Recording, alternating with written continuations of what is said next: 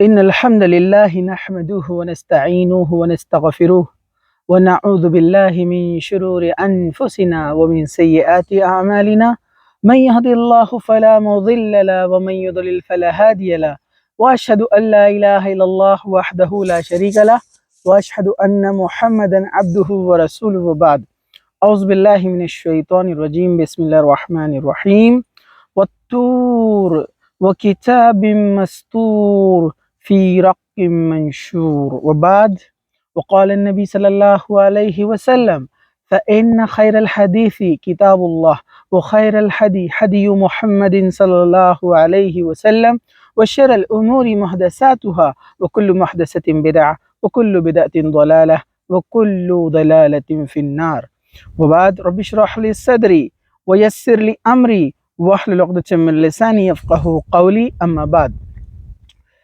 انشاءاللہ تعالی آج ہم دیکھنے والے ہیں سورہ نمبر 52، 52 نمبر کا سورہ ہے۔ اس سورہ کا نام ہے سورہ طور۔ طور کہتے ہیں پہاڑ کو، یعنی ماؤنٹینز۔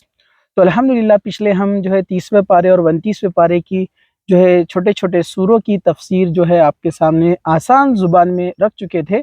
اب آج ہم انشاءاللہ شروع کرنے جا رہے ہیں 52 نمبر یعنی 52 نمبر کا سورہ، سورہ طور۔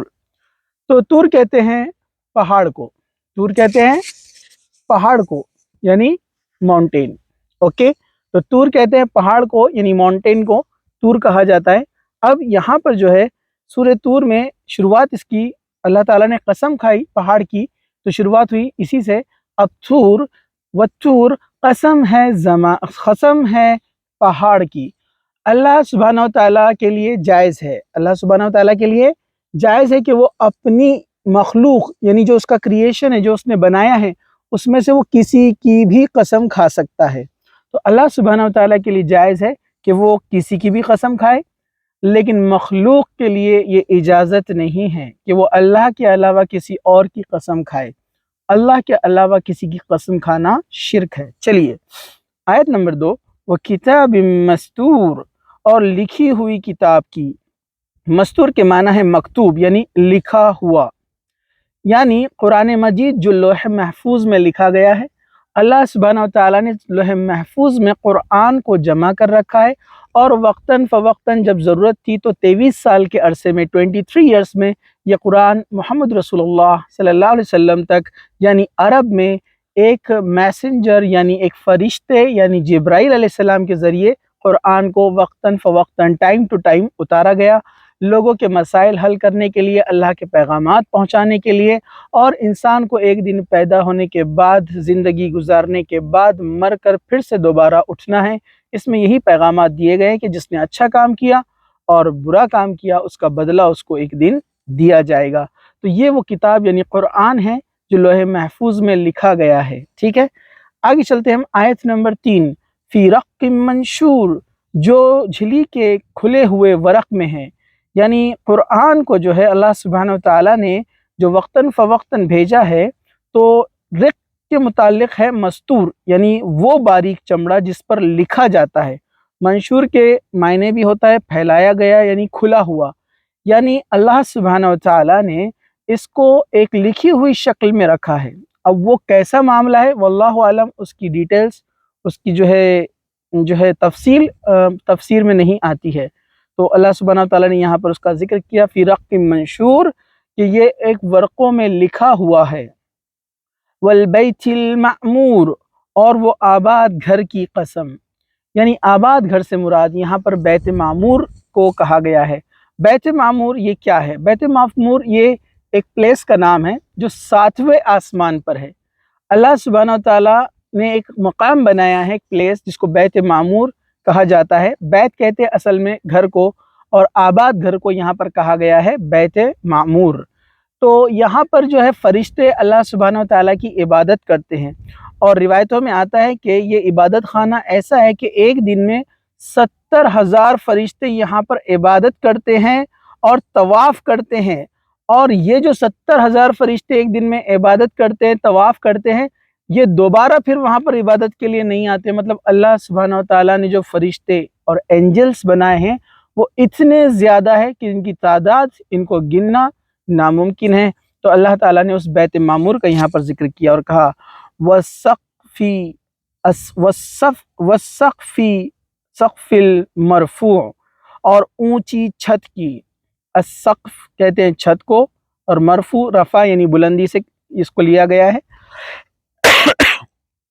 تو یہاں پر اس سے مراد جو ہے چھت سے مراد آسمان ہے. مطلب چھت کہتے ہیں اس بلند چیز کو جو اوپر کی طرف ہو، تو اسے چھت کہا جاتا ہے. تو آسمان ایک بلند اور بالا ہے، بہت اونچا ہے، جس کی اونچائی اور چوڑائی کسی کو پتہ نہیں ہے. یہاں تک کہ سائنس ہمیں یہ بات کہتی ہے کہ اس یونیورس کا اینڈ کہاں ہے، ہم اس کو معلوم کرنے سے قاصر ہے. مطلب ہم یہ بتا نہیں سکتے کہ یہ یونیورس کا اینڈ کہاں پر ہوتا ہے. تو اللہ تعالیٰ نے اس اونچی چھت یعنی اس آسمان کی بھی قسم کھائی اور کہا والبحر المسجور، اور بھڑکائے ہوئے سمندر کی. امام شوکانی رحمۃ اللہ علیہ فرماتے ہیں اس سے مراد جو ہے سمندر کو جو آگ لگا دیا جائے گا، یہاں پر اس کا ذکر آ رہا ہے. جیسے اللہ سبحانہ وتعالیٰ نے قرآن میں ذکر کیا والبحار سجرت، جس کی تفسیر ہم پہلے دیکھ چکے ہیں. والبحار سجرت یعنی سمندر دہکائے جائیں گے، جلائے جائیں گے. بہت سارے لوگ سوچتے ہیں کہ سمندر کیسے دہکائے جائیں گے؟ قیامت کے وقت سمندروں میں آگ لگ جائیں گی اور یہ بھڑکیں گے. تو ہم سوچتے ہیں یہ کیسے ہوگا، جبکہ ہم جانتے ہیں کہ سائنس ہمیں کہتی ہے آکسیجن جلنے میں مدد کرتی ہے اور ہائیڈروجن جلتی ہے. اور جبکہ واٹر میں ہائیڈروجن اور آکسیجن دونوں ہوتے ہیں. اگر ان کو الگ کر دیا جائے، ان کا فیوژن ہو جائے، تو آکسیجن جلنے میں مدد کریں گی اور ہائیڈروجن جلیں گی. اس سے پتہ چلتا ہے کہ اگر اللہ سبحانہ وتعالیٰ چاہے تو اس پانی میں وہ آگ بھی لگا سکتا ہے. تو قیامت سے پہلے یہ معاملہ ہوگا کہ سمندر دہکائے جائیں گے. کچھ نے اس کا مراد یہ لیا ہے کہ سمندر جو ہے مسجور کا معنی جوش مارتا ہوا کہا گیا ہے. تو اس سے مراد یہ بھی ہے کہ وہ لبریز ہو جائیں گے. اتنا زیادہ پانی اونچا چلا جائے گا کہ وہ لبریز ہو کر باہر نکلیں گے، یعنی وہ جوش مارتے ہوں گے. لیکن زیادہ صحیح تفسیر ابن کثیر اور امام شوکانی نے اس کے تعلق سے یہی کہا ہے کہ سمندروں میں جو آگ لگا دی جائیں گی اس سے مراد یہی ہے. چلیے آیت نمبر 7، ان عذاب ربک لواقع. اب اللہ سبحانہ وتعالیٰ انسان کو آگاہ کر رہا ہے، انسان کو الرٹ کر رہا ہے، اصلی بات کی طرف مخاطب، انسان کو رجحان، کنسنٹریشن اس طرف دوڑانے کے لیے اللہ سبحانہ وتعالیٰ نے کہا بے شک آپ کے رب کا عذاب ہو کر رہنے والا ہے. جو مشرکین مکہ تھے، محمد رسول اللہ صلی اللہ علیہ وسلم جب لوگوں کو اللہ تعالیٰ کے بارے میں بتاتے، قیامت کے آنے والی گھڑیوں کے تعلق سے آپ بیان کرتے، تو یہ لوگ مذاق اڑاتے یا بات کو ماننے سے انکار کرتے. تب اللہ سبحانہ وتعالیٰ نے قرآن مجید میں بہت سارے مقامات پر کہا کہ ایسا وقت تو ایک دن آنے والا ہے. تو وہی بات یہاں پر دہرائی گئی ہے، بے شک آپ کے رب کا عذاب تو آ کر ہی رہے گا. اور یہ عذاب یعنی یہ پنشمنٹ، یہ چسٹائسمنٹ ان لوگوں کے لیے ہے جو انکاری ہے، جنہوں نے اللہ کا انکار کیا، اللہ تعالیٰ کو اور اس کے رسول کو ماننے سے انکار کیا، ریجیکٹ کیا. تو یہ ان لوگوں کے لیے عذاب ہوگا، ورنہ مومنین کے لیے، ایمان لانے والوں کے لیے اللہ سبحانہ وتعالیٰ ان کو اس کا بہترین بدلہ عطا کرے گا. آیت نمبر 8 سورۃ طور، ما لہ من دافع، اسے کوئی روکنے والا نہیں، کیونکہ اللہ سبحانہ وتعالیٰ وہ ہے جو پوری کائنات یعنی پورے یونیورس کا مالک ہے. اور جس دن وہ عذاب لے کر آئے گا تو اس کے مقابلے میں کوئی کھڑا نہیں رہ سکتا. کوئی اس عذاب کو روکنے والا نہیں رہے گا کہ اللہ تعالیٰ کی طاقت کے سامنے کھڑے ہو جائے. پھر آگے اللہ تعالیٰ نے آیت نمبر 9 میں فرمایا یوم تمور السماء مورا، جس دن آسمان تھر تھرانے لگے گا. مورا کہتے ہیں کانپنے کو. آسمان تھر تھرانے لگے گا، اس سے مراد کیا ہے؟ تو یہاں مفسرین نے لکھا ہے کہ جب آسمان میں تارے ٹوٹ کر گریں گے، جیسے اللہ سبحانہ وتعالیٰ نے بہت ساری جگہ پر اس کے تعلق سے فرمایا کہ النجم قدرت کے تارے جو ہے ٹوٹ کر بکھر جائیں گے، اور وہ شمسی، اور جو سورج ہے وہ بے نور ہو جائے گا، اور جو چاند ہے اس کو لے جا کر سورج میں مار دیا جائے گا. یہ قیامت سے پہلے ہوگا، یعنی یونیورس کا، اس کائنات کا سارا نظام تتر بتر ہو جائے گا، پورے تارے اور ستارے ٹوٹ کر گریں گے. تو ظاہر سی بات ہے اتنے سارے تاروں کا ٹوٹنا، ان کا گرنا اور اس کائنات میں ہلچل پیدا ہونا ایک تھر تھراہٹ پیدا کرے گا اس آسمان میں. تو کہا کہ جس دن آسمان تھر تھرانے لگے گا، وَتَسِرُّ الْجِبَالُ سَيْرًا، اور پہاڑ چلنے پھرنے لگیں گے۔ پہاڑ چلنے پھرنے لگیں گے مطلب وہ ٹوٹ کر بکھرنے لگیں گے، جیسے ہم نے اس بات کو جو ہے پچھلے سورے میں بھی، سورہ معارج میں بھی دیکھا، اور اس سے پہلے تیسرے پارے کی ہم نے کئی صورتوں میں اس کے تعلق سے دیکھا کہ اللہ تعالیٰ نے کہا کہ ہم جو ہے پہاڑوں کو والجبال سیرت، اون کے دھنکے ہوئے روئی کو جب دھونکا جاتا ہے، اس کو جب پیٹا جاتا ہے لکڑی سے، تو اون جو ہوتا ہے یا کاٹن جو ہوتا ہے وہ کس طرح سے رنگین اون اڑتا ہے، تو پہاڑ اس طرح سے ریزہ ریزہ ہو کر اڑنے لگیں گے، یعنی بکھر جائیں گے، ہوائیں ان کو اڑا دیں گی۔ یہ تمام اس کے معنی کے اندر آتے ہیں، وہ تسیر الجبال سیرا، اور پہاڑ چلنے پھرنے لگیں گے۔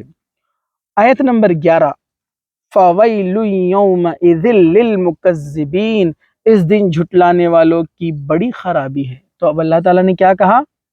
بس اللہ تعالیٰ نے قیامت کی نشانیاں بتائی، اس آسمان میں غور فکر کرنے کے لیے کہا، اور کہا کہ جب قیامت آ جائیں گی اسے کوئی روکنے والا نہیں ہوگا، اور جن لوگوں نے جھٹلایا ان کے لیے بڑی خرابی ہوگی، مطلب وہاں کوئی معافی بھی نہیں ہوگی، کیونکہ اللہ کے رسول صلی اللہ علیہ وسلم نے فرمایا قیامت کے آنے سے پہلے یا قیامت کی بڑی نشانی آنے سے پہلے یا موت سے پہلے مطلب جب موت کا غرغرہ آتا ہے، یعنی انسان کو پتہ لگ جاتا ہے کہ اب وہ مرنے والا ہے، اور تیسری چیز اللہ کا عذاب جب آ جاتا ہے کہ اللہ تعالیٰ زلزلوں کے ذریعے سے اور طوفانوں کے ذریعے سے، سائیکلونز کے ذریعے سے اللہ تعالیٰ جو عذاب بھیجتا ہے، تو اللہ سبحانہ و تعالیٰ فرما رہے ہیں حدیث کے ذریعے سے، اللہ کے رسول صلی اللہ علیہ وسلم نے بیان کیا، جب اللہ کا عذاب آ جائے یا موت کا غرغرہ آ جائے یا قیامت کی گھڑی آ جائے، پھر انسان معافی مانگے گا تو اس کی معافی قبول نہیں کی جائیں گی۔ اس سے پتہ چلتا ہے کہ انکار کرنے والوں کے لیے بڑی خرابی ہے، وہاں معافی نہ ملیں گی، اور نہ وہ اپنے آپ کو جہنم سے اور آگ سے، نرک سے بچانے کے لیے کچھ چیز دینا چاہے وہ بھی قبول نہیں کیا جائے گا۔ تو ظاہر سی بات ہے ایسے لوگوں کے لیے بڑی خرابی ہے۔ آگے بڑھتے ہیں ہم، آیت نمبر 12، الذین هم فی خوض یلعبون، جو اپنی بےہودہ گوئی میں اچھل کود رہے تھے، مطلب یہ وہ لوگ تھے جو اللہ اور اس کے رسول یعنی میسنجر پروفیٹ محمد صلی اللہ علیہ وسلم کا انکار کرتے تھے، ان کی بات کا مذاق بناتے تھے، اور اپنے ہنسی مذاق میں کھیل کود رہے تھے، ہنسی ٹھٹا کر رہے تھے۔ جیسے ہم دیکھتے ہیں آج کل کیا ہوتا ہے، نیوز چینلوں پر ایک ٹاپک لے لیا جاتا ہے، اسلام کے نام پر غلط چیزیں بیان کر کر اس کو مس کوٹ کر کے اس کا ہنسی اور مذاق بنایا جاتا ہے، سوشل میڈیا پہ اس کو ڈالا جاتا ہے۔ تو یہ سارے ہنسی مذاق اور جتنے بھی یہ جوکس لوگ کر رہے ہیں، اس اللہ کے بارے میں جس نے ان کو پیدا کیا، ان سے پہلے کے لوگوں کو بھی پیدا کیا۔ تو اللہ سبحانہ وتعالیٰ فرما رہے ہیں الذین فی خوض یلعبون، جو اپنی بےہودہ گوئی میں اچھل کود رہے ہیں، یہ فوراً جان لیں گے۔ یوم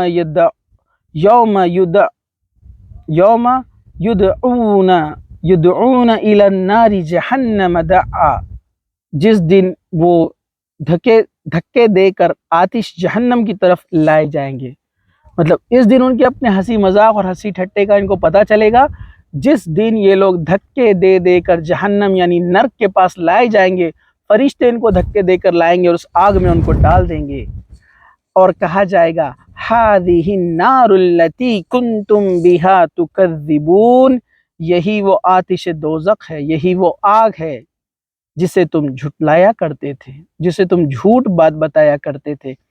فرشتے وہاں پر جو تعینات ہے، آپ کو پتہ ہے جو نرک ہے، جو جہنم ہے، وہاں پر اللہ کے کچھ فرشتے ہیں جو لوگوں کو عذاب تو دیں گے، ساتھ ساتھ ان سے بات بھی کریں گے، وہ کہیں گے یہ ہے وہ آگ، یہ ہے وہ سزا، یہ ہے وہ نرک جس کا مذاق تم دنیا میں بنایا کرتے تھے۔ آیت نمبر 15 میں اللہ سبحانہ وتعالیٰ نے فرمایا افسحر ھذا ام انتم لا تبصرون، اب بتاؤ کیا یہ جادو ہے یا تم دیکھتے نہیں ہو؟ کیونکہ نبی کریم صلی اللہ علیہ وسلم یعنی محمد صلی اللہ علیہ وسلم جب مشرکین مکہ کو، انسانوں کو، لوگوں کو اسلام کی دعوت دینے جاتے تو جو مکہ کے رہنے والے لوگ تھے وہ کیا کہتے تھے؟ جادوگر ہے۔ یہ جادوگر کیوں کہتے تھے؟ کیونکہ جو نوجوان تھے، جو ینگ جنریشن تھی، جب اللہ کے رسول صلی اللہ علیہ وسلم یعنی پروفیٹ محمد جب ان کو اللہ کے بارے میں، قیامت کے بارے میں، اسلام کے بارے میں بتاتے تو ینگسٹر ان سے کافی انسپائر ہوئے اور کافی لوگ مسلمان ہوئے، اسلام کے اندر داخل ہوئے، اسلام کو ایکسیپٹ کیا۔ تو جو दकियानी से लोग थे जो अपने कस्टम्स को छोड़ना नहीं चाहते थे, अपने पुराने जो जाहिलाना रस्मों को छोड़ना नहीं चाहते थे। तो वो लोग क्या कहने लगे कि ये जादूगर है, इसकी बात जो सुनता है इसका हो जाता है। इसलिए वो अल्लाह के रसूल को जादूगर कहा करते थे कि आपकी बातों का असर लोगों पे होता था। तो अल्लाह सुब्हानहू व तआला फरिश्तों के ज़रिए इनसे अब यहाँ कहलवा रहा है कि अब बताओ क्या ये जादू है? तो इसके और भी माना यहाँ पर जिस तरह कहे गए किए गए जिस तरह नबियों को तुम दुनिया में जादूगर कहते थे, मैसेंजर्स को, आज बताओ क्या ये भी कोई जादू है? क्या ये वही बात है जो ये मैसेंजर, ये नबी, ये प्रॉफिट तुमसे कहा करते थे? अब यहाँ पर इनको फिर से याद दिलाया जा रहा है, क्या ये भी जादू है? अब इसको ढूंढ कर बताओ या इसके बारे में कुछ कहकर बताओ। तो यहाँ पर उनसे वो बात कही जा रही है। आयत नंबर 16, इस्लौहा फस्बिरू औला तुस्बिरू सवाउन अलैकुम इन्नमा तुजज़ौना मा कुंतुम तअमलून। जाओ दोज़ख में, अब तुम्हारा सब्र करना और ना करना तुम्हारे लिए एक जैसा है, तुम्हें फ़क्त तुम्हारे किए का बदला दिया जाएगा। मतलब जो शख्स जहन्नम में डाल दिया गया, अब वो कितना ही सब्र कर ले, उसने जो अल्लाह का इनकार किया, शिर्क किया, रसूल की बात को नहीं माना, प्रॉफिट मोहम्मद का इनकार किया, अब वो नर्क में चला गया। अब अल्लाह ताला उससे कहेगा तुम कितना, अब तुम्हारा इंतज़ार करना या ना करना, वेट करना या ना करना बराबर है, क्योंकि तुमको यहाँ से अब कभी छुटकारा नहीं मिलने वाला है। और ये सिर्फ तुम्हें इसलिए दिया गया है, ये सज़ा, ये नर्क, ये आग तुमको क्यों दी गई है?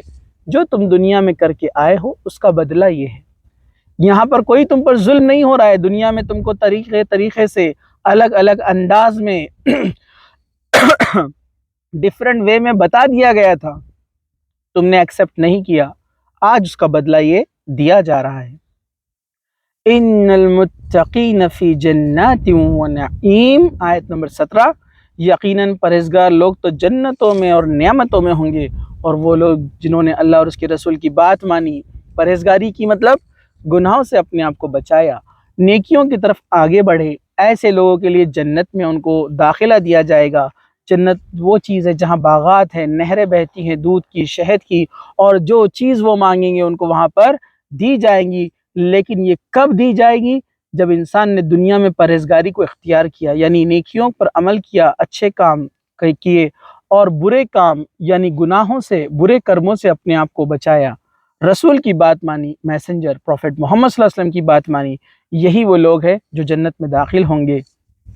आयत नंबर 18, फाकिहीना बिमा आताहुम रब्बुहुम व वक़ाहुम रब्बुहुम अज़ाबल जहीम, जो इन्हें इनके रब ने दे रखी है इस पर खुश हैं, इनके परवरदिगार ने इन्हें जहन्नुम के अजाब से बचा लिया। मतलब अल्लाह ताला ने इनको जन्नत में जो दाखिल किया है, ये इनके नेक आमाल का बदला है। जो नेक काम, अच्छे काम ये लोग करके आए थे, उसका बदला अल्लाह ताला ने इनको दे दिया। अब इसमें ये खुश रहेंगे।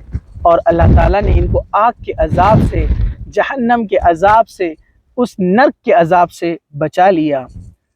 आयत नंबर 19 में अल्लाह ताला फरमाते हैं, कुलू वशरबू हनीयम बिमा कुंतुम तामलून, तो तुम मज़े से खाते पीते रहो आमाल के बदले जो तुम करते थे। अल्लाह ताला ने कहा दुनिया में तुमने जो तकलीफ़ उठाई, लोगों ने तुमको सताया है, लोगों ने तुम्हारे नेक आमाल करने पर तुमको परेशान भी किया है। तो ये अल्लाह सुब्हानहू व तआला यहाँ पर इशारा कह रहा है, जो दूसरी आयतों में इसका जिक्र आता है। मतलब दुनिया में जो तुम नेक काम करके आए हो, अच्छे काम करके आए हो, बुरी चीज़ों से अपने आप को रोके रखा था, आज इन सब का बदला दिया जा रहा है। तो कहा कि खाओ पियो, इस वजह से कि तुमने जो अच्छे अमल किए थे उसका बदला, उसका इनाम, उसका ये रिवॉर्ड है। आयत नंबर 20 में अल्लाह सुब्हानहू व तआला फरमाते हैं, मुत्तकीईन अला सुरूरिम मस्फूफा वज़व्वजनाहुम बिहूरिन ऐन वज़व्वजनाहुम बिहूरिन ऐन, बराबर बिछे हुए शानदार तख्तों पर तकिए लगाए हुए, और हमने इनके निकाह बड़ी बड़ी आंखों वाली हूरों से करा दिए। एक और इनाम का यहाँ पर जिक्र किया जा रहा है कि जन्नत में किसी को काम काज नहीं करना है, मेहनत नहीं करना है, आराम करना है। बड़े बड़े तकियों पर वो टेक लगा कर बैठेंगे, वहाँ सिर्फ आराम ही आराम होगा, कोई मेहनत और मशक्क़त का काम नहीं होगा। और ان کے لیے حوریں دی جائیں گی، ان کے لیے بیویاں دی جائیں گی جو پاک اور صاف بیویاں اور عورتیں ہوں گی۔ یہ انعام ہے ان لوگوں کے لیے جو دنیا میں نیک عمل کر کے آئے۔ والذین آمنوا واتبعتم ذریاتهم بإیمان الحقنا بهم ذریتهم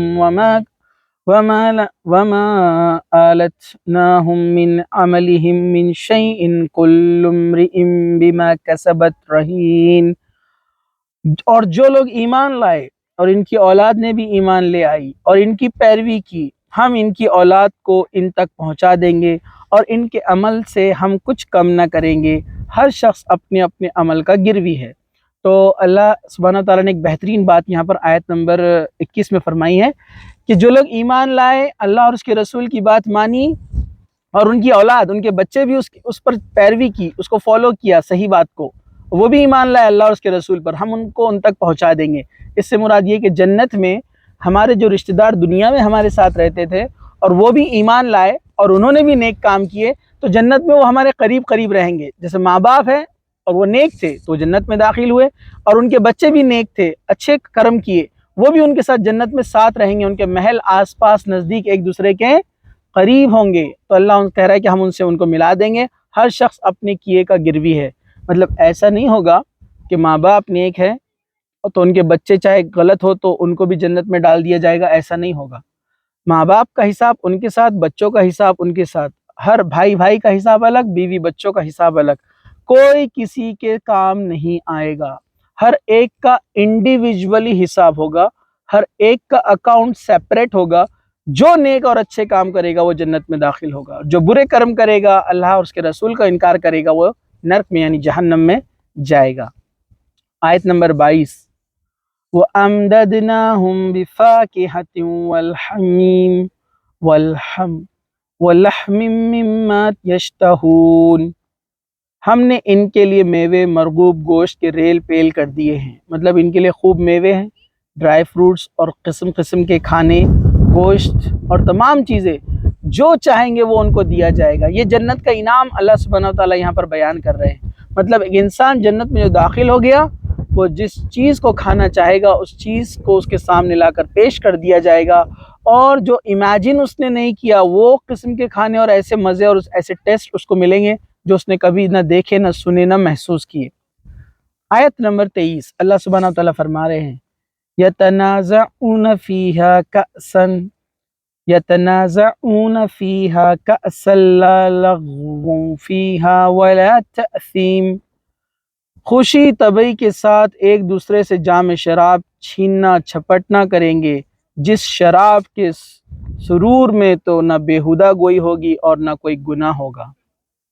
یہاں پر بات کی جا رہی ہے وہاں پر جنتیوں کی جو شراب وہ پئیں گے، اور وہ ایک دوسرے سے کیا کریں گے، ہنسی مذاق اور ایک دوسرے کے ساتھ انجوائے کریں گے، اس شراب کو پئیں گے۔ وہاں پر دنیا میں شراب پینا حرام ہے جو ہم دیکھتے ہیں، کیونکہ یہ شراب میں بدبو ہے اور گناہ ہے، نشہ ہے، انسان کو برائی کی طرف لے جاتی ہے۔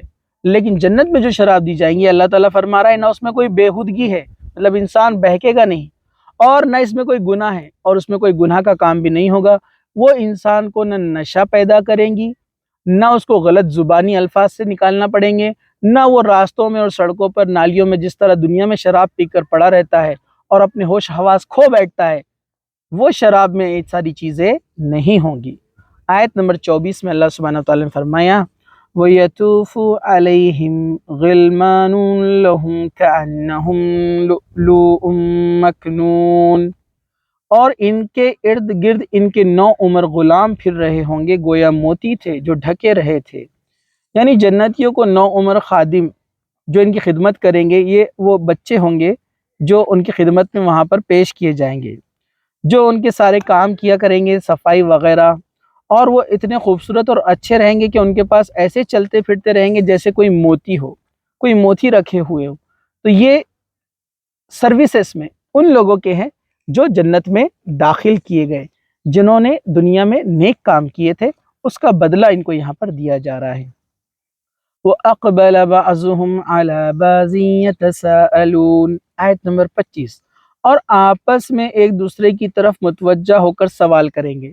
جنت میں لوگ آپس میں ایک دوسرے کے آمنے سامنے تکیے لگا کر بیٹھیں گے اور سوالات کریں گے، اور کچھ سوالات ایسے بھی آتے ہیں کہ جنت میں رہنے والے جہنم کے کچھ لوگوں سے کانٹیکٹ کریں گے، یعنی وہ ان کو نظر آئیں گے دور سے، وہ ان سے بھی بات کریں گے۔ تو یہاں پر کہا کہ وہ ایک دوسرے سے بات کریں گے۔ قالوا انا كنا قبل فی اہلنا مشفقون، کہیں گے اس سے پہلے ہم اپنے گھر والوں کے درمیان بہت ڈرا کرتے تھے۔ مطلب جنت میں رہنے والے جو جنت میں داخل ہو گئے ہیں دو لوگ، ان کا ڈسکشن یہاں چل رہا ہے کہ دنیا کے اندر ہم دین پر عمل کرنے میں کافی ڈرتے تھے، آج ہم کو کتنا اچھا اس کا بدلہ دیا گیا ہے۔ تو یہاں پر اس کا مطلب یہ بھی ہو سکتا ہے، یعنی اللہ کے عذاب سے، اس لیے اس عذاب سے بچنے کا اہتمام بھی کرتے تھے۔ اس کے لیے انسانوں کو جس چیز کا ڈر ہوتا ہے، اس سے بچنے کے لیے وہ تنگ ودو کرتا ہے، یعنی انسان دنیا میں اللہ کے عذاب سے ڈر کر جو نیک اعمال کرتا ہے، تو اس کا یہاں پر ڈسکشن کیا جا رہا ہے۔ وہ کہیں گے کہ اس سے پہلے ہم اپنے گھر والوں کے درمیان بہت ڈرا کرتے تھے، یعنی اللہ کے عذاب سے ہم ڈرا کرتے تھے، اور اس دن کے آنے سے ہم ڈرا کرتے تھے، اور ہم نیکیوں پر قائم رہا کرتے تھے، آج اس کا بدلہ ان کو یہاں پر دیا گیا ہے۔ فمن اللہ علینا ووقانا عذاب السموم، بس اللہ تعالیٰ نے ہم پر بڑا احسان کیا اور ہمیں تیز و تن گرم ہواؤں کے عذاب سے بچا لیا۔ جنتی آپس میں بیٹھ کر ڈسکشن کریں گے کہ اللہ کا احسان ہوا، یہ اللہ کا شکر ادا کریں گے کہ کتنا اچھا ہوا کہ اللہ نے ہم کو اس آگ سے بچا لیا جس میں دوسرے لوگ پڑے ہوئے ہیں، تو وہ اللہ تعالیٰ کا احسان مانیں گے، شکریہ ادا کریں گے۔ آیت نمبر 28، اِنَّا كُنَّا مِن قَبْلُ نَدْعُوهُ إِنَّهُ هُوَ الْبَرُّ الرَّحِيمُ، ہم اس سے پہلے اس کی عبادت کیا کرتے تھے، بے شک وہ محسن اور مہربان ہے۔ مطلب آج ان کو یہ کہا جا رہا ہے کہ ان کو جو بدلہ یہاں پر دیا گیا ہے دنیا کے اندر، دنیا کا بدلہ جو ان کو آج جنت کے اندر دیا جا رہا ہے، تو ہم یہ جو بدلہ ان کو دیا گیا ہے، تو اس سے پہلے ہم جو عبادت کیا کرتے تھے، ایک اللہ کی عبادت، اس کے رسول کی بات مانا کرتے تھے، آج اس کا بدلہ ہم کو دیا جا رہا ہے۔ آیت نمبر 29، فَذَكِّرْ فَمَا أَنْتَ بِنِعْمَةِ رَبِّكَ بِكَاهِنٍ وَلَا مَجْنُونٍ، تو آپ سمجھاتے رہیے کیونکہ آپ اپنے رب کے فضل سے نہ تو کاہن ہیں نہ دیوانے ہیں۔ اب یہاں پر اللہ کے رسول صلی اللہ علیہ وسلم کو یہ بات بتائی گئی کہ جنتیوں کے بارے میں کیا ہوگا، جہنمیوں کے بارے میں کیا ہوگا۔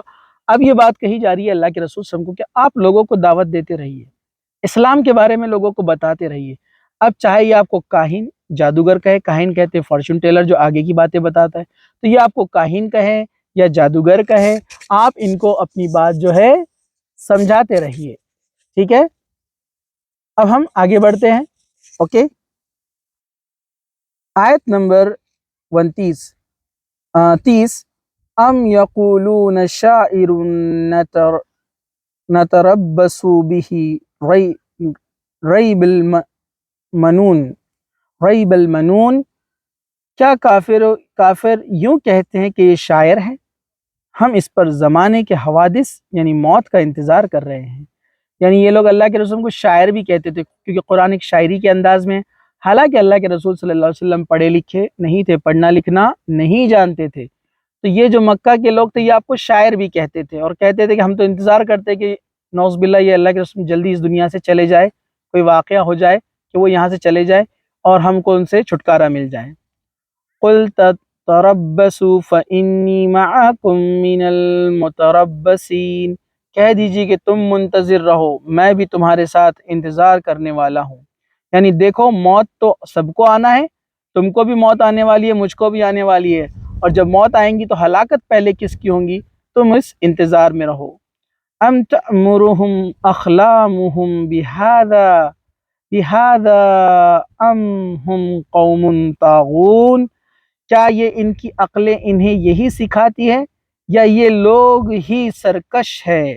مطلب اللہ سبحانہ و تعالیٰ فرما رہا ہے کہ کیا یہ لوگ سوچتے نہیں ہیں، ان کی سوچیں ان کو یہی سکھاتی ہے، کیا عقل میں ان کے یہ بات نہیں بیٹھتی ہے جو بہت آسان ہے، کیا یہ باتوں کو سمجھتے نہیں ہیں، تو یہ لوگ تو سرکشی میں لگے ہوئے ہیں۔ مطلب یہ تو جان بوجھ کر آپ کے مخالف جا رہے ہیں، سرکش بنے ہوئے ہیں، آپ کو جو نہیں مان رہے ہیں۔ آیت نمبر 33 میں اللہ سبحانہ و تعالی نے فرمایا ام یقولون تقولوا بل لا یؤمنون، کیا یہ کہتے ہیں کہ اس نبی نے قرآن خود گھڑ لیا ہے؟ واقعی یہ ہے کہ وہ ایمان نہیں لاتے۔ تو یہاں پر کیا فرمایا اللہ سبحانہ و تعالیٰ نے؟ کیا یہ لوگ سمجھتے ہیں کہ محمد صلی اللہ علیہ وسلم نے قرآن خود سے لکھا ہے؟ یہ بات یہاں پر سوالیہ انداز میں کہی جا رہی ہے۔ یہ لوگ کہتے ہیں کہ کیا رسول صلی اللہ علیہ وسلم نے قرآن خود سے گھڑا ہے؟ واقعی یہ ہے کہ وہ ایمان نہیں لاتے۔ کیوں کہا اللہ تعالیٰ نے ایسا؟ کیونکہ یہ اللہ کے رسول صلی اللہ علیہ وسلم پہ جو الزام لگا رہے ہیں، یہ جو ایلیگیشن ڈال رہے ہیں کہ محمد صلی اللہ علیہ وسلم نے قرآن خود سے لکھا ہے، حالانکہ یہ جانتے ہیں، کیونکہ اللہ کے رسول ان کے سامنے پیدا ہوئے، بڑے ہوئے، ساری قوم ان کو جانتی تھی کہ محمد صلی اللہ علیہ وسلم کو نہ لکھنا آتا ہے نہ پڑھنا آتا ہے، کیونکہ محمد صلی اللہ علیہ وسلم کیا تھے؟ امی تھے، آپ پڑھنا لکھنا نہیں جانتے تھے۔ تو یہ ان کی عقلیں اس بات کی گواہی دیتی تھی، وہ وٹنس تھی اس بات کی کہ محمد صلی اللہ علیہ وسلم خود سے نہیں لکھ سکتے، لیکن پھر بھی اپنی خواہشات، دنیا کی محبت کی وجہ سے اس قرآن کو ماننے کے لیے تیار نہیں تھے جو اللہ کی طرف سے آیا تھا۔ اب ان کا دل چونکہ اس بات کو نہیں مانتا تھا، تو بس بہانے بنانے کے لیے کیا کہتے تھے؟ یہ قرآن محمد صلی اللہ علیہ وسلم نے اپنے دل سے لکھ لیا، اللہ کی طرف سے نہیں آیا، نعوذ باللہ۔ آیت نمبر 34 فَلْيَأْتُوا بِحَدِيثٍ مِثْلِهِ إِن كَانُوا صَادِقِينَ، اچھا اگر یہ سچے ہیں تو بھلا اس جیسی ایک بات ہی تو لے آئے۔ اللہ تعالیٰ نے کہا کہ ٹھیک ہے، یہ لوگ جو کہتے ہیں کہ قرآن محمد صلی اللہ علیہ وسلم نے یعنی کسی انسان نے لکھا ہے، تو تم بھی اس جیسی کوئی کتاب لے کر آؤ، کیونکہ انسان جب کوئی کتاب لکھتا ہے، تو ظاہر سی بات ہے کہ دوسرا انسان بھی ویسی کتاب لکھ سکتا ہے۔ لیکن قرآن نے بہت ساری جگہ پر چیلنج کیا، جس میں سے یہ بھی آیت نمبر 35 میں بھی ایک چیلنج ہے کہ اس کی جیسی ایک کتاب لے کر آؤ جس میں کوئی کانٹرڈکشن نہ ہو، جس میں کوئی بری بات نہ ہو، جس میں کوئی غلط بات نہ ہو۔ تو اللہ نے ایک چیلنج دے دیا کہ اگر تم بولتے ہو کہ یہ اللہ کی طرف سے نہیں ہے تو اس کی جیسی ایک کتاب لے کر آؤ۔ الحمدللہ 1450 سال گزر چکے ہیں، 1443 سال، لیکن آج تک قرآن کی جیسی کوئی کتاب نہیں لا پایا۔ کئی لوگوں نے کوششیں کی، لیکن وہ فوراً پہچان لی گئی کہ اس میں کئی غلطیاں اور ایررز ہے، یہ رب کی طرف سے نہیں ہو سکتی۔ آیت نمبر 35 میں اللہ سبحانہ وتعالی نے فرمایا ام خلقوا من غیر شیء ام هم الخالقون، کیا یہ بغیر کسی پیدا کرنے والے کے خود بخود پیدا ہو گئے ہیں یا خود پیدا کرنے والے ہیں؟ اللہ سبحانہ وتعالی فرما رہا ہے کہ جو لوگ اللہ کا انکار کرتے ہیں، جو نہیں مانتے قیامت کے دن کو، جو سمجھتے ہیں کہ مرنے کے بعد پھر سے نہیں اٹھنا ہے، تو ذرا یہ سوچے کہ ان کو کیسے پیدا کیا اللہ نے؟ خود ہی پیدا ہو گئی ہے۔ اللہ تعالیٰ نے ایک قطرے سے، ایک ڈراپ سے ان کو پیدا کیا، کیا یہ غور نہیں کرتے؟ تو اللہ تعالیٰ فرما رہا ہے سوچے، انسان سوچے، غور کرے کہ ہم نے ان کو پیدا کیا، یہ خود ہی پیدا ہو گئے، مطلب کسی بنانے والے کے بغیر کوئی نہیں بنتا ہے۔ دنیا میں ایک چھوٹی سی گھڑی ہے جو ہم یہاں اپنے ہاتھ میں پہنتے ہیں، یہ اپنے وقت پر برابر چل رہی ہے، تو اسے کوئی بنانے والا ہے۔ تو یہ دنیا بھی جو ہے اتنی وقت پر چل رہی ہے، سورج نکلتا ہے، ڈوبتا ہے، چاند آتا ہے، جاتا ہے، اور پھر دن اور ہفتے، مہینے اور سال گزرتے ہیں، ہر چیز کا ایک طے شدہ وقت ہے، فکس ٹائم ہے۔ تو یہ سب چیزیں جو سسٹمیٹک چل رہی ہے بغیر کسی بنانے والے کے، کیسے بن گئی؟ تو اللہ تعالیٰ بھی ان سے یہی سوال کر رہا ہے کہ یہ خود پیدا ہو گئے؟ سوچتے نہیں ہیں کہ یہ خود پیدا کرنے والے ہیں، یا انہوں نے کچھ بنایا دنیا کے اندر؟ جیسے ایک جگہ قرآن نے اللہ تعالیٰ نے کہا کہ یہ اگر کوئی چیز کو، یہ لوگ جو اللہ کے علاوہ جن کی عبادت کرتے ہیں، یہ ایک مچھر بھی پیدا نہیں کر سکتے، اور ہم جانتے ہیں کوئی انسان ایک جاندار چیز کو نہیں بنا سکتا بغیر کسی جاندار چیز کے، ہے نا؟ چلیے آگے بڑھتے ہیں۔ آیت نمبر 36 ام خلق السماوات والارض بل لا یوقنون، کیا انہوں نے ہی آسمان اور زمین کو پیدا کیا ہے بلکہ یہ تو یقین نہ کرنے والے لوگ ہیں۔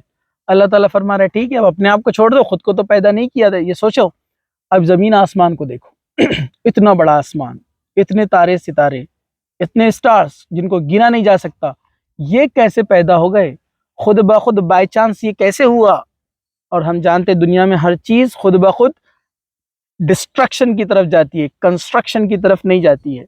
تھرموڈائنمک کا ایک لا ہے، تھرڈ لا، وہ بھی کہتا ہے کہ رینڈمنس، انٹروپی کا ایک جو کنسپٹ ہے، جو کیمسٹری جانتے ہیں ان کو پتا ہے کہ کوئی چیز بھی دنیا میں اگر چھوڑ دی جائے اس کائنات میں تو ڈسٹرکشن کی طرف جاتی ہے۔ ایک کار کو اگر آپ نے کھلے میدان میں کھڑا کر دیا، کچھ دنوں کے بعد کیا ہوگا؟ اس کا کلر اڑ جائے گا، ٹائر پنکچر ہو جائیں گے، کانچیں ٹوٹ جائیں گی، اور ڈسٹرکشن ہوتے جائے گا۔ تو دنیا میں کوئی بھی چیز کا ٹائم ٹو ٹائم ڈسٹرکشن ہوتا ہے، کنسٹرکشن نہیں ہوتا۔ تو اتنے سارے کائنات کا، اتنے بڑے کائنات کا اور لوگوں کا اور इस जो झाड़ पहाड़ और इंसानों को अल्लाह ताला ने जो बनाया, तो ये कंस्ट्रक्शन कैसे हुआ? तो बगैर किसी बनाने वाले की कोई चीज़ नहीं बनती है। आयत नंबर 37 में अल्लाह सुब्हानहू व तआला ने बयान किया, सूरह तूर आयत नंबर 37, अम इंदहुम खज़ाइनु रब्बिका अम हुमुल मुसैतिरून, या क्या इनके पास तेरे रब के ख़जाने हैं या इन ख़जानों के ये दारोगा है? मतलब क्या इनके पास कोई ख़जाने हैं जो अल्लाह ने दिए हैं, या इसके कोई ये दारोगा है, या अल्लाह ने इनको कोई ज़िम्मेदारी दी है? तो यहाँ पर अल्लाह ताला ने फिर उनको सवालात कर करके उनको इस बात की तरफ तवज्जो दिलाई कि देखो ये सब को कौन बनाने वाला है। आयत नंबर 38 में अल्लाह सुब्हानहू व तआला ने फरमाया, अम लहुम सुल्लमुन यस्तमीऊन फीही फलयअती मुस्तमीउहुम बिसुल्तानिम मुबीन, या क्या इनके पास कोई सीढ़ी है जिस पर चढ़कर सुनते हैं? अगर ऐसा है तो इनका सुनने वाला कोई रोशन दलील पेश करे। मतलब क्या इनके पास कोई सीढ़ी है जो आसमान तक ये पहुंच सकते हैं और तमाम बातों को सुन सकते हैं और बयान कर सकते हैं? यानी ये भी मोहम्मद सल्लल्लाहु अलैहि वसल्लम की तरह आसमानों पर जाकर मलाइका के बातें या इनके तरफ जब वही की जाती है वो सुन आए हैं, जैसे अल्लाह सुब्हानहू व तआला ने अल्लाह के रसूल सल्लल्लाहु अलैहि वसल्लम को कहाँ ले गया? शब मेराज का जो वाक़या है कि अल्लाह के रसूल सल्लल्लाहु अलैहि वसल्लम को अल्लाह सुब्हानहू व तआला ने आसमान की सैर कराई, वो फरिश्तों से मिले, अल्लाह ताला से मुलाकात की और उन्होंने जो है अल्लाह का पैगाम लोगों तक पहुँचाया। तो क्या इनके साथ भी कुछ ऐसा हुआ है? ज़रा इनसे पूछो। अल्लाह सुब्हानहू व तआला फरमा रहे हैं, क्या ऐसा हुआ है कभी? तो ऐसा तो नहीं हुआ, फिर ये किस बात पर अकड़ते हैं? हम आगे बढ़ते हैं। अम खुलिकु मिन गैरि शैइन अम हुमुल खालिकून, ये बात यहाँ पर बयान की गई थी, आयत नंबर 37 हो चुकी थी। आयत नंबर 39, अम लहुल बनातु वलकुमुल बनून, क्या ये अल्लाह क्या अल्लाह के तो सब लड़कियां हैं और तुम्हारे यहाँ लड़के? अल्लाह सुब्हानहू व तआला फरमा रहा है एक बात जो मुशरिकीन मक्का कहा करते थे। मुशरिकीन मक्का क्या कहा करते थे? कि जो फरिश्ते हैं वो अल्लाह की लड़कियां हैं। क्या कहा करते थे? फरिश्ते क्या हैं? अल्लाह की लड़कियां हैं, अल्लाह की बेटियां हैं। तो अल्लाह ताला ने एक सवाल किया, खुद के लिए तो बेटे पसंद करते हो और अल्लाह के लिए लड़कियां ठहराते हो, क्या अल्लाह के तो सब लड़कियां हैं और तुम्हारे यहाँ लड़के? क्योंकि जो मुशरिकीन मक्का थे उनमें एक बुराई ये थी, ये लड़कियों को पैदा होते ही जिंदा दफन कर दिया करते थे। लड़कियों को अपने पास रखना ये मुनासिब नहीं समझते, मायूब समझते, और ये समझते थे कि इनके लिए ये शर्म की बात है कि किसी के घर लड़की पैदा हो। और इस्लाम वो मज़हब है जिसने इस रस्म को, इस जाहिलाना रस्म को रोका और कहा कि लड़के और लड़की अल्लाह के नज़दीक दोनों बराबर हैं, जो नेक अमल करेगा वो अल्लाह के उतना नज़दीक होता है। तो ये लोग क्या कहा करते थे? जो फरिश्ते हैं उनको कहते थे अल्लाह की लड़कियां हैं। तो नौज़ुबिल्लाह अल्लाह को औलाद बताते थे, जो कि शिर्क था, बहुत बड़ा गुनाह था। और दूसरा, अल्लाह ताला ने इस बात पर यह भी बात इनको कही कि एक तो तुम फरिश्तों को अल्लाह की लड़कियां बोलते हो, शिर्क करते हो, और ये भी बड़ी अजीब बात है, खुद के लिए तो लड़के पसंद करते हो और लड़कियों को दफन कर देते हो। मतलब मुशरिकीन मक्का में जो बुराइयां थी अल्लाह ताला उसको भी यहाँ पर जिक्र कर रहे हैं। आयत नंबर 40, अम तसअलुहुम अजरन फहुम मिन मगरमिम मुस्क़लून, क्या तू इन क्या तू इनसे कोई उजरत तलब करता है कि ये इसके तावान से बोझल हो रहे हैं? मतलब अल्लाह के रसूल सल्लल्लाहु अलैहि वसल्लम को एक बहुत अच्छी बात मुशरिकीन मक्का तक पहुंचाई अल्लाह के रसूल के ज़रिए। अल्लाह ताला ने अल्लाह के रसूल के ज़रिए एक बात मुशरिकीन मक्का तक ये बात पहुंचाई कि मोहम्मद सल्लल्लाहु अलैहि वसल्लम से तुमसे कुछ मांगते नहीं है, न दुनिया की कोई चीज़, यानी जो बात कह रहे हैं कि उसके बदले में उनको कुछ चाहिए, न वो अरब के बादशाह बनना चाहते हैं, न तुमसे कोई ख्वाहिश रखते हैं, न सोना चांदी मांग रहे हैं, वो तो तुम्हें जन्नत की तरफ ले जाने के लिए आए हैं, यानी जहन्नम से निकाल कर जन्नत की तरफ तुम्हें ले जाने आए हैं, और तुम्हारे अंदर जो बुराइयां हैं उससे तुमको रोक रहे हैं। तो मोहम्मद सल्लल्लाहु अलैहि वसल्लम से अल्लाह सुब्हानहू व तआला ने कहा, क्या तू इनसे कोई उजर तलब कर रहा है जिससे वो परेशान है? ऐसा तो नहीं है, मतलब ना तुम इनसे कुछ मांगते हो, फिर ये लोग बात को क्यों नहीं समझते?